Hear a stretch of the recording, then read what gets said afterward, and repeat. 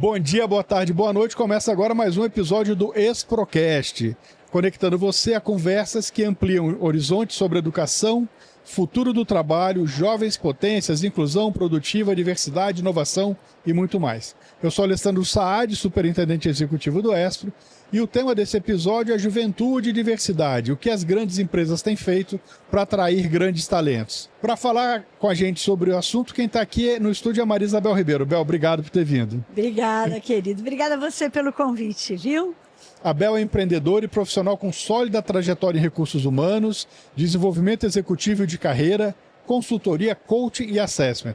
Com forte atuação acadêmica, também é mestre e doutora em psicologia, com foco em psicologia da educação. Vai ter coisa pra gente falar, né, Bel? Vai ter coisa, né? Tem que ter juntado alguma coisa aí para dar uma boa história, né? Ô, Bel, a gente se conhece há muito tempo.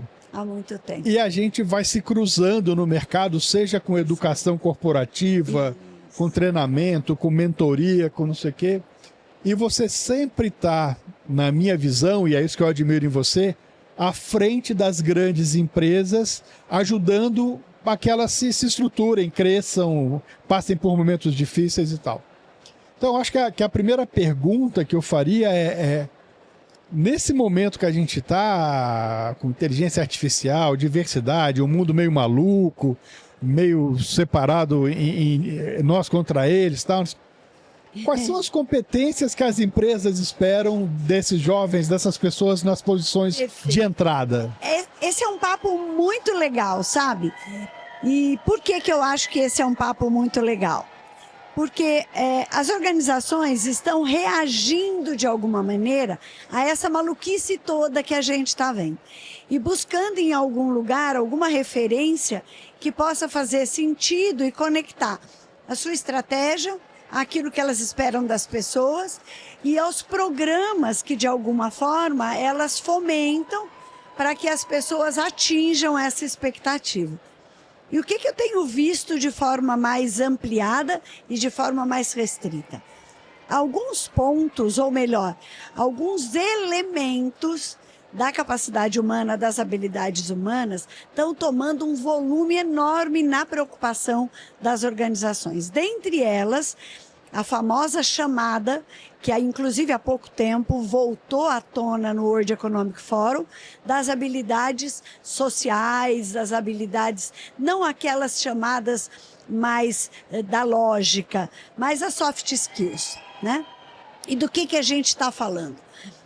Há uma necessidade de que as pessoas tenham um desenvolvimento significativo da sociabilidade, das relações humanas, da preocupação com o outro, do impacto que ela causa no ambiente. E isso tudo vem para a organização com um nome travestido de escuta e coisas por aí. Perfeito. Só que esse travestido é preciso que a gente entenda onde ele nasce, né?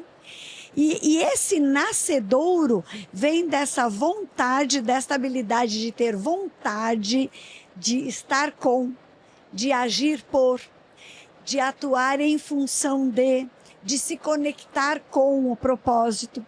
Então tem muito a ver com aquilo que comanda as motivações humanas. Então se a organização não olha um pouco para isso, toda a natureza de programa que ela oferece, de alguma maneira não fomenta o crescimento dessas habilidades do indivíduo, né? Porque o ambiente não corresponde àquilo que fala com o meu coração, com as minhas intenções. E eu não gero intenções genuínas e aí o pertencimento fica meia boca.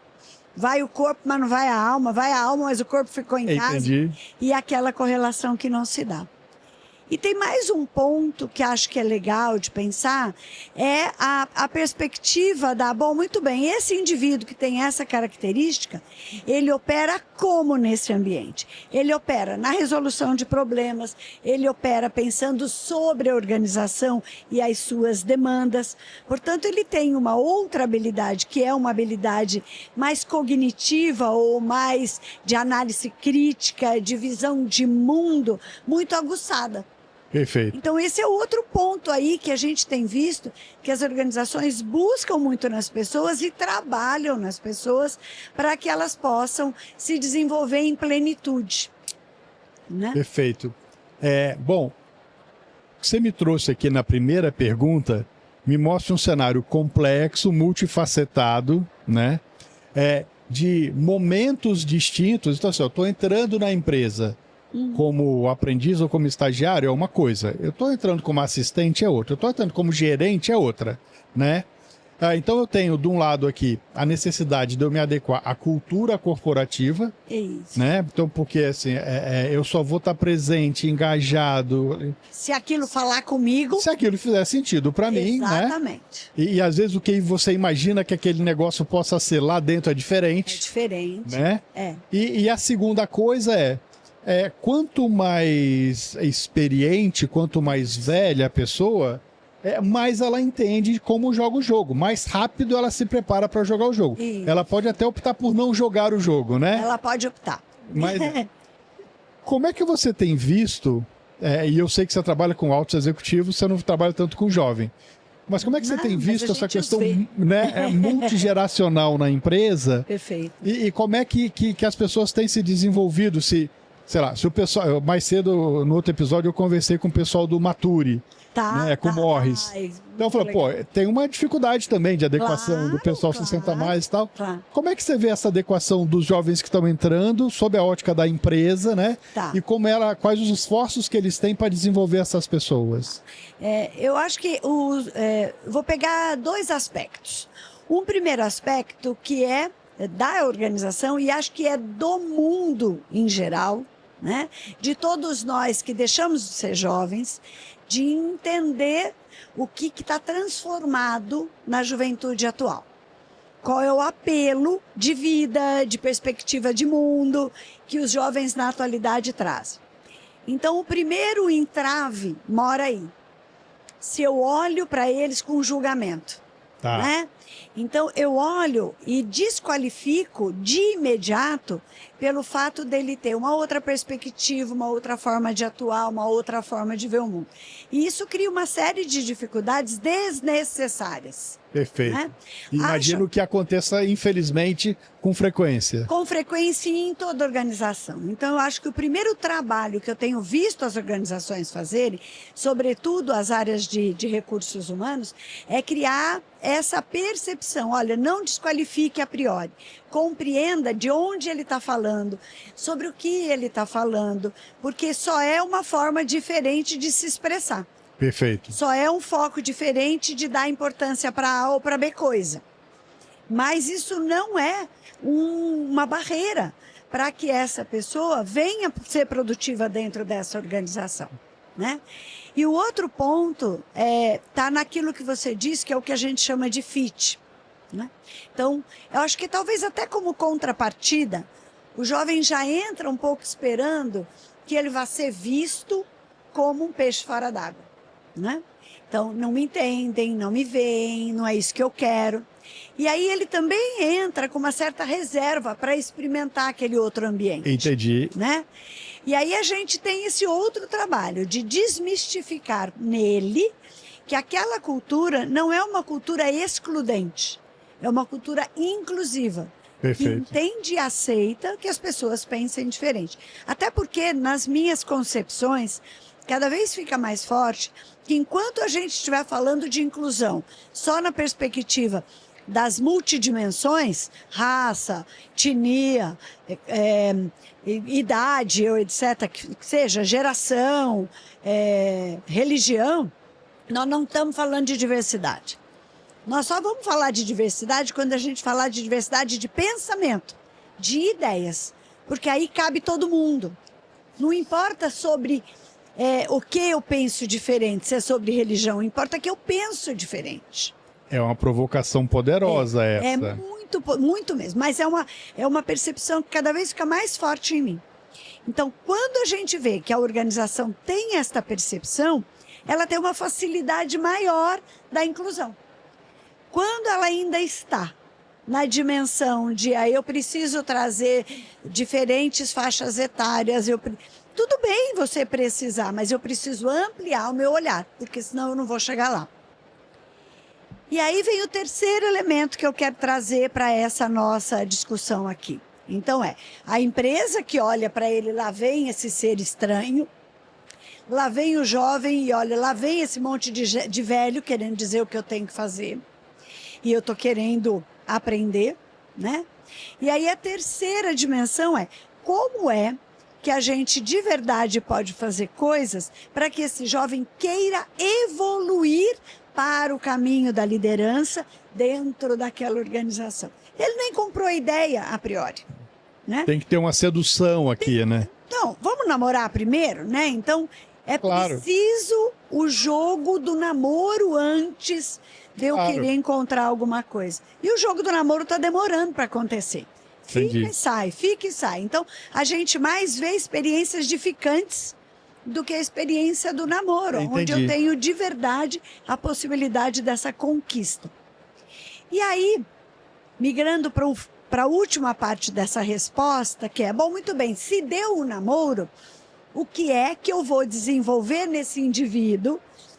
Ou melhor, quais oportunidades de desenvolvimento eu vou aproximar da carreira desse indivíduo para que ele, nesse jogo da sedução e nessa conquista, queira desenvolver visão sistêmica aqui, inovação aqui, ele queira acontecer nesse lugar. A liderança é só uma dessas dimensões. Ele pode não querer ser líder. E talvez até seja uma consequência, né? Uma consequência desse namoro. Mas você sabe que eu parei de ouvir a sua resposta no meio. Brincadeira. Quando você falou... Foi longa. Não. Quando você falou da diversidade de pensamento, você deu um nó na minha cabeça, Bel.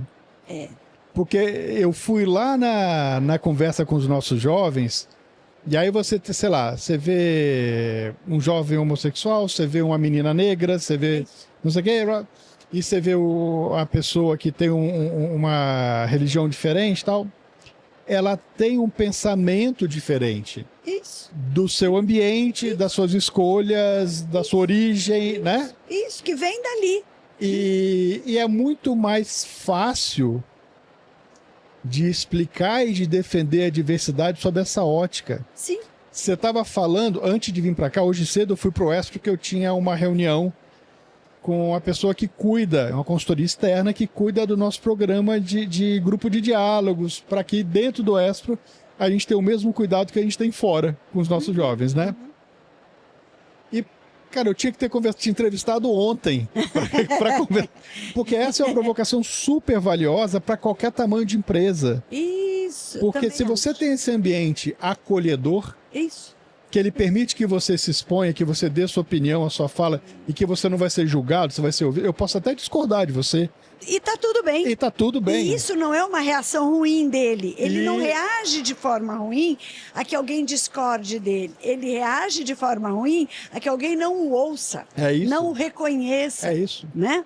E eu tentando trazer pro meu universo, assim, eu tenho 2 adolescentes em casa, né? Pois é. E discordar como pai acontece muito, né? Mas eu tento sempre contextualizar.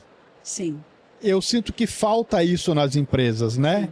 Eu estou discordando e vou te explicar por que eu discordo. Porque eu não sei se você está levando em consideração tal ótica, ou tal informação, ou tal fato. Isso. Ou até aquela pergunta mais psicológica que a gente faz, né?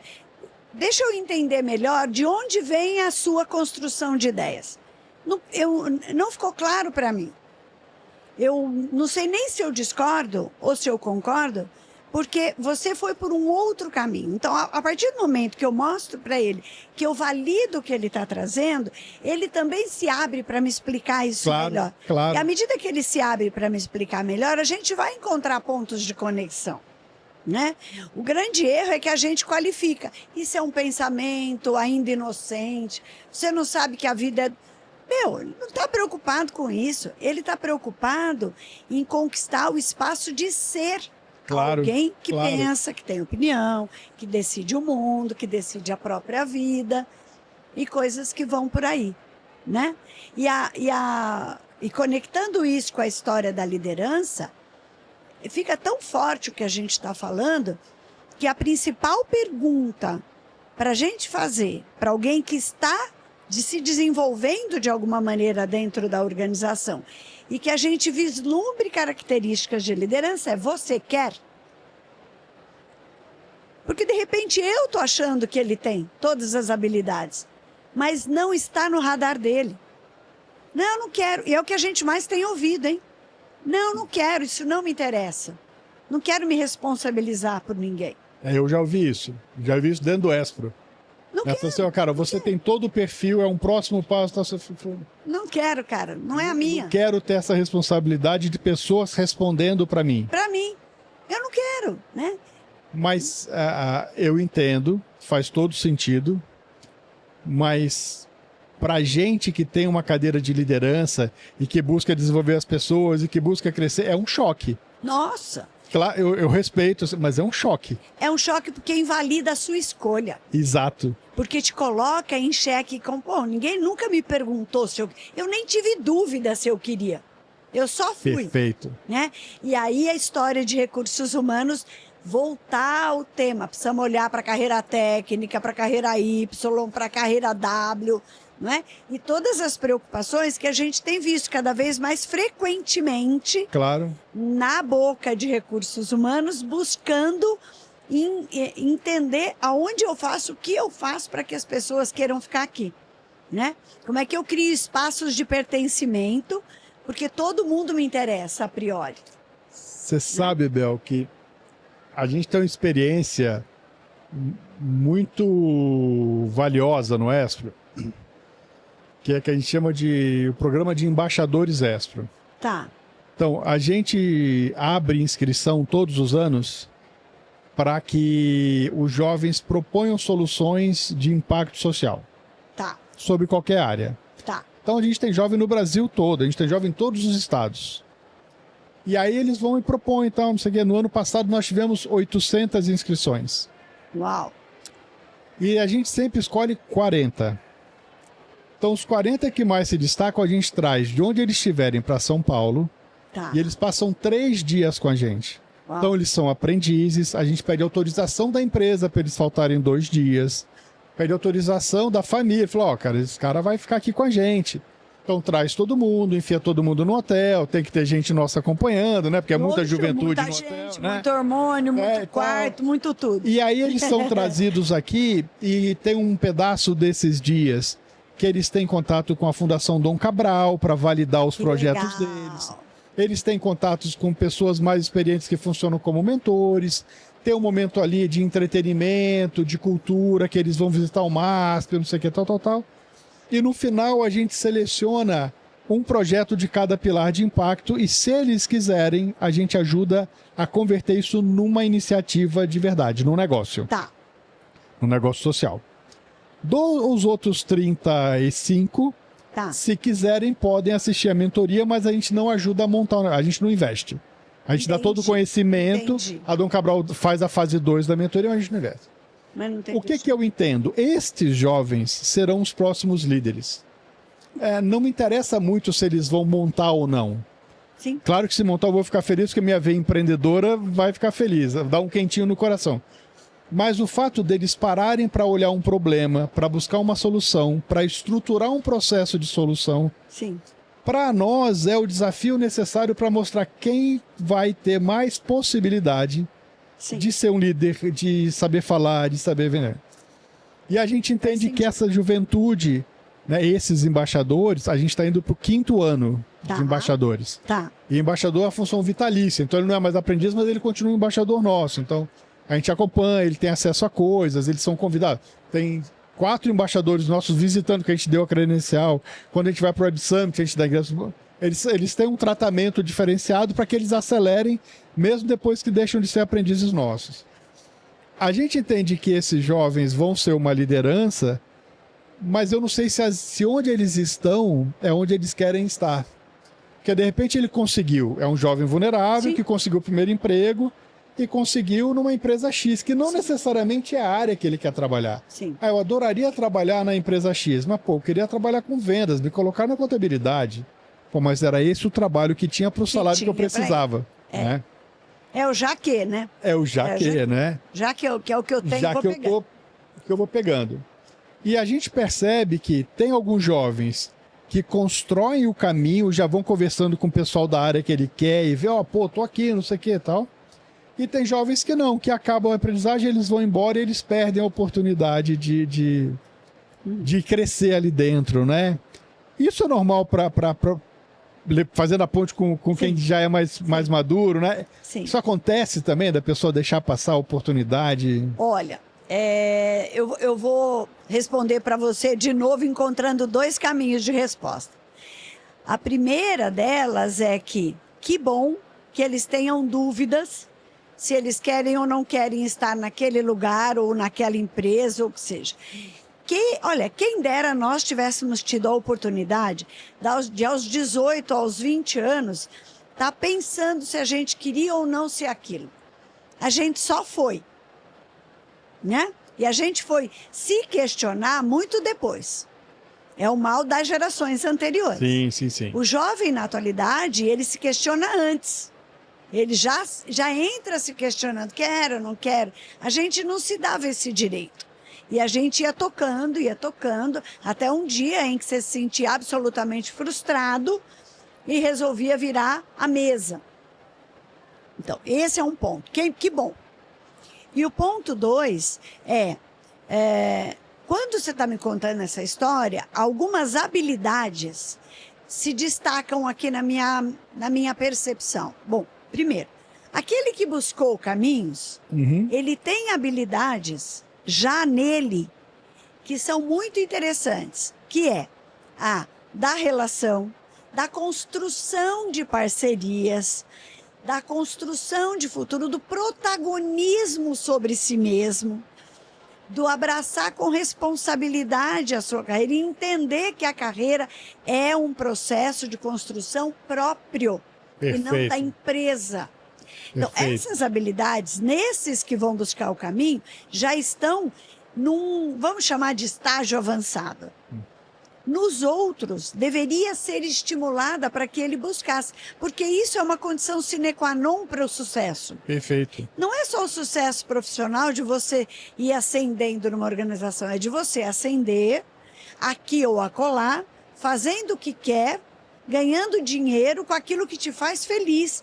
É o encontro que vai gerar essa realização. Repete? Não é? É fazer o que quer, não importa se aqui ou acolá, ganhando dinheiro e encontrando a realização que vai te fazer feliz. Então, pode ser que ele não ele não esteja desperto para isso ainda. Perfeito. Ele nem se percebe como... Tá como nós no passado. E pode ser simplesmente uma falta de maturidade. Quer dizer, eu ainda não consigo enxergar isso. Não consigo enxergar, nem acho. A cultura, de onde ele vem, a família sempre disse, esse é o melhor emprego, o avô trabalhou naquele lugar, e ele fica buscando essa referência. A gente encontra isso muito em empresas mais tradicionais. Primeira coisa que o executivo te conta é, meu pai trabalhou aqui, que bacana. E a escolha do seu pai coincide com a sua?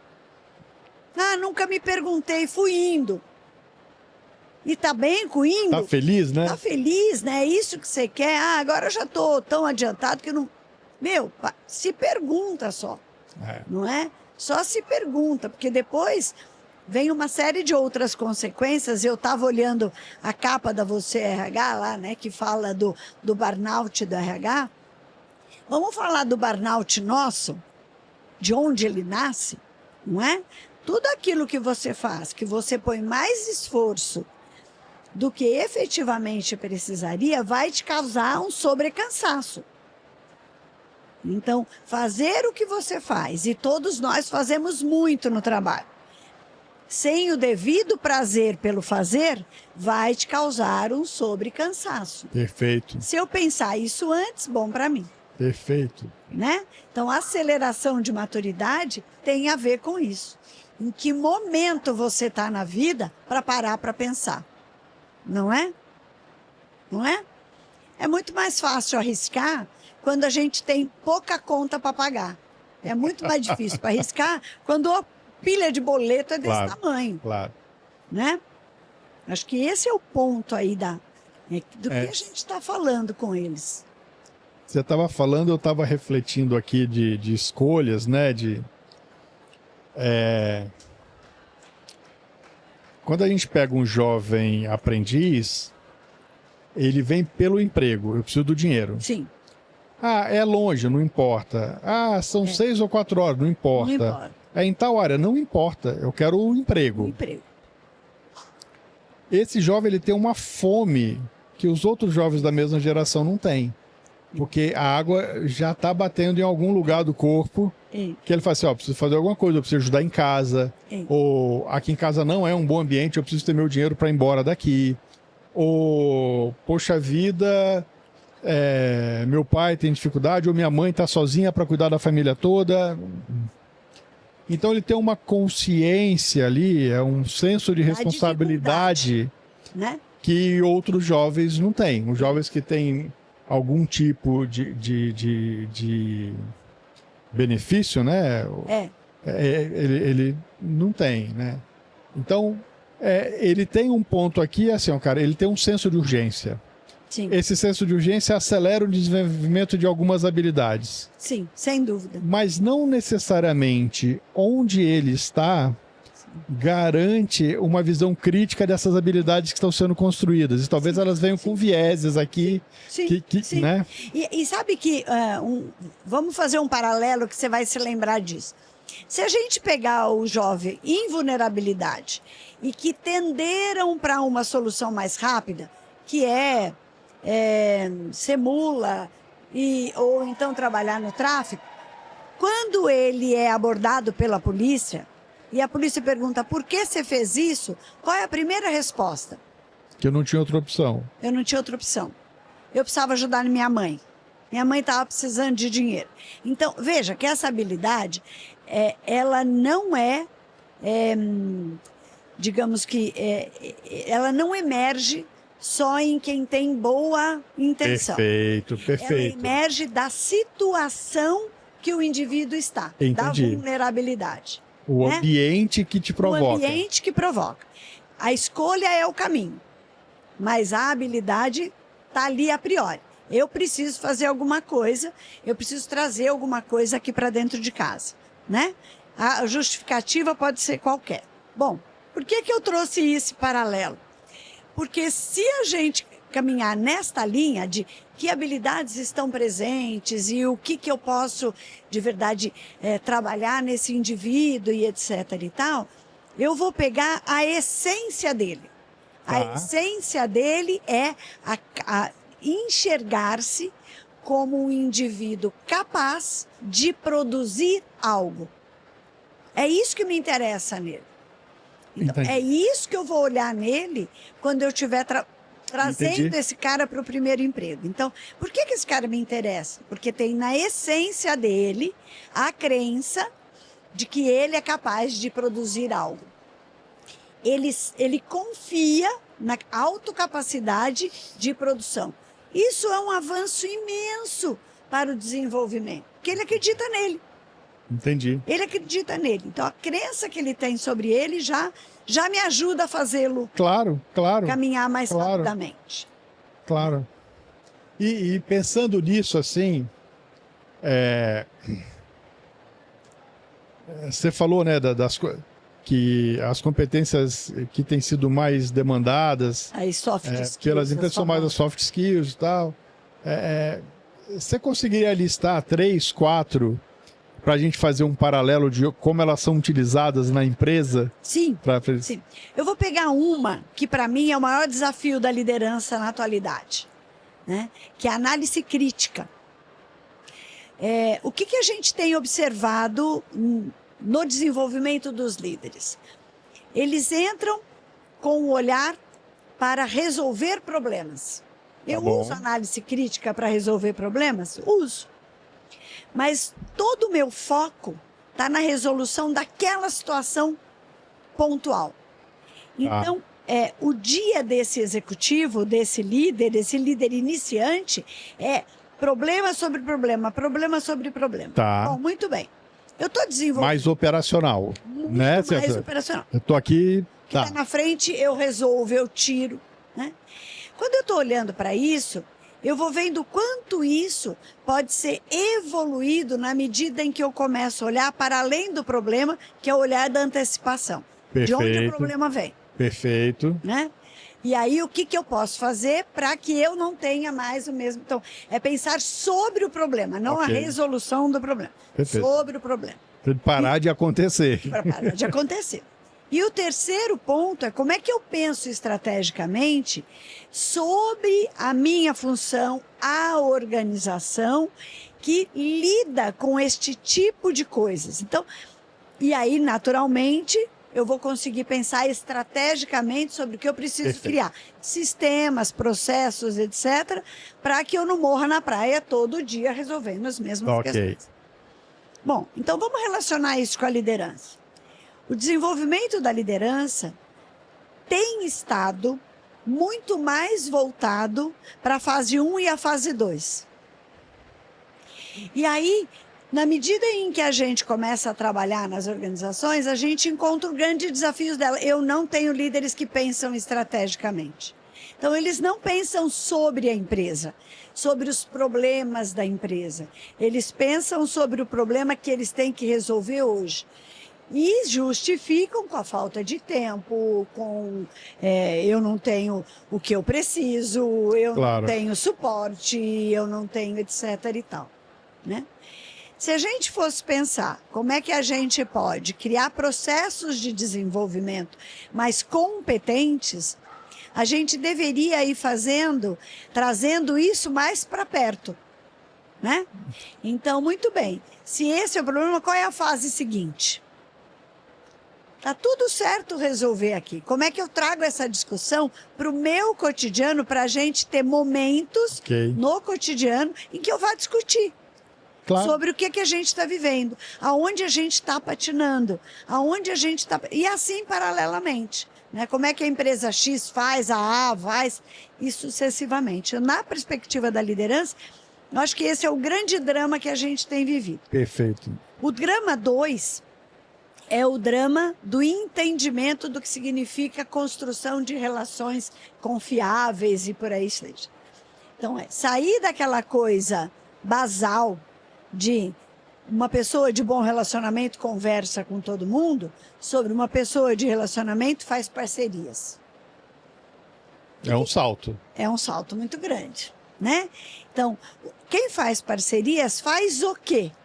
Ouve, compõe, considera, constrói junto, vai junto, envolve a área paralela, não se acha o salvador da pátria, não avança no sinal do que é limite de responsabilidade de um outro par que assim seja. Claro. Né? Então, o relacional é o segundo grande problema que as organizações enfrentam na atualidade. E junto com o relacional, vem tudo que é aquilo que a gente conhece, a tal da empatia, não é? Eu entender que o outro tem o mesmo direito que eu não querer matar o coleguinha, né? E as coisas que a gente ouve por aí.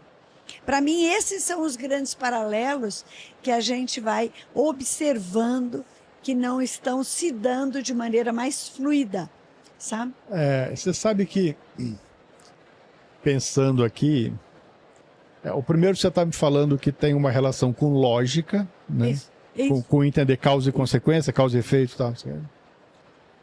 O segundo, a gente está falando de relacionamento puro, mas um relacionamento empático, construtivo, valioso, né? E vou tentar jogar para fora, não sei se vai dar certa construção, mas... Tá bom, vamos lá. Eu tenho percebido muito nesses jovens um comportamento dicotômico, ou direita ou esquerda. Ou você, se você não é a favor do que eu penso, você é contra mim. Sim. Né? Sim. E isso dificulta a construção de relações, lá na frente dificulta a construção de parcerias comerciais, lá na frente dificulta a sua evolução como profissional e assim vai, né? E se você trouxer para dentro, dificulta a sua relação com o ambiente, com a sua família, com o seu vizinho. Né? Eu sinto que essa juventude, ela tem acesso a muita informação, ela não sabe filtrar, tem dificuldade de filtrar, mas talvez o mais difícil seja, ela não consegue ouvir quando veio uma contribuição. Se você estivesse falando com um grupo de jovens, tal, não sei o quê, né? Eu não sei se eles valorizariam a sua experiência, o seu cuidado, que é uma informação que com certeza vai mudar a vida deles, né? Se você não tiver essa visão dicotômica, se você não tiver essa visão de nós contra eles, e entender que você tem que buscar, como a gente falou no começo da nossa conversa, por que você pensa desse jeito? Como é que você construiu essa visão, né? De onde ela vem. E depois, deixa eu te contar como é que a minha foi construída, para ver se... Isso. Né? Como é que a gente resolve essa equação, Bel? Eu acho que a gente tem um problema no mundo na atualidade mesmo, porque a gente buscou esse lugar, não é? Que é assim, é nós contra eles, é isso ou aquilo. E aí a lógica do ser, então, ela fica super aguçada, né? Porque se você é tal coisa, você não é a outra. O que eu sinto que falta? Falta a construção de hipóteses variadas. A pergunta que o processo de inovação faz com a gente. E se? E se? E o que mais? Né? E que outra coisa a gente pode pensar? Então, o conceito da dialogicidade, que é de dialogar sobre algo, ele não é dicotômico. Perfeito. Ele é ampliado, e o quê? Isso conversa com o quê? Que conversa com o quê? É o sistema neural. Ele não é assim ou assado, né? E a nossa educação, o modelo educacional do Brasil, a política e todas as coisas estão, de alguma maneira, muito voltadas para essa perspectiva do ser, então. Então, como é que a gente constrói ou desconstrói isso? Trabalhando com todo mundo, com os jovens, e não só com eles, porque eu acho que essa é uma perspectiva que está muito acirrada na sociedade, na atualidade, trabalhando na construção de hipóteses outras, né? E por que não? E, sabe, pensando para onde isto me leva e discutindo esse levantamento de possibilidades. Pensar o ser humano como um pensamento de possibilidades e não como um pensamento de concretude. Eu sou de tal partido ou de tal partido. Todas as outras dimensões não me interessam. Eu sou branco ou eu sou negro. Todas as outras dimensões não me interessam. Então, a gente tende a qualificar tudo que a gente faz. Eu sou homem ou sou mulher, todas as outras dimensões não me interessam. Perfeito. Né? E não é isso. O mundo tem provado para a gente que ele não é isso. E a gente tem dificuldade de enxergar. Então, é trabalhar na formação do pensamento hipotético, leva as pessoas a ganhar maior dialogicidade, né? Preciso dialogar com as coisas e construir o pensamento mais neural, com 1000 possibilidades. Esse é um bom caminho. Eu ficaria aqui a tarde inteira conversando com você. Mas eu acho que essa aqui é uma provocação para fechar, infelizmente, a nossa conversa, mas felizmente que a provocação veio, no sentido de provocar a nossa audiência a isso, né, assim? É isso. Como a gente começa a construir isso, como a gente consegue a respeitar e integrar o outro nas nossas falas, nas nossas relações. Vou te contar uma coisa muito rapidinha. Estava brincando com a minha neta em casa com um jogo delicioso. Você conhece o Dixit? Sim. Adoro aquele jogo. E aí eu, nem pensando... Então, explica para quem está ouvindo e que não conhece o que é o jogo. Dixit é um jogo de imagens, todas as imagens ali colocadas, elas remetem a algum sentimento, a alguma percepção, e é um jogo que trabalha com a construção da percepção.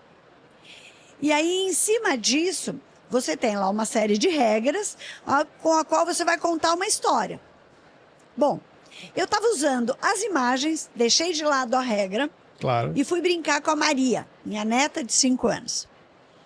E aí eu peguei aquelas cartas e ela encantada com a imagem, porque as imagens são lindas, muito provocativas. Falei, mamãe, vamos contar uma história? Ela falou, então vamos dividir as cartas? Vamos dividir as cartas. Que história a gente vai contar? Ela falou, vamos contando. Vamos contando. Então ela pôs lá uma carta, e era uma carta de uma casinha cheia de peças, tal, como se fosse uma casa de boneca. Era uma vez uma casa de boneca. Eu olhei nas minhas cartas e comecei, que ficava dentro de uma floresta. E assim fomos construindo. Aí alguém entrou no quarto, a gente brincando. O que vocês estão contando? Eu quero contar essa história. A gente vai ter que contar uma outra história. Porque essa história aqui que a gente contou, só nós duas sabemos por onde foi. Quando ela me contou isso, o que ela me disse? A gente construiu uma hipótese que não tinha um caminho a priori. O que importava naquele momento era explorar possibilidades de contar uma história. Perfeito. Né? Então, o que eu estou brincando ali com ela?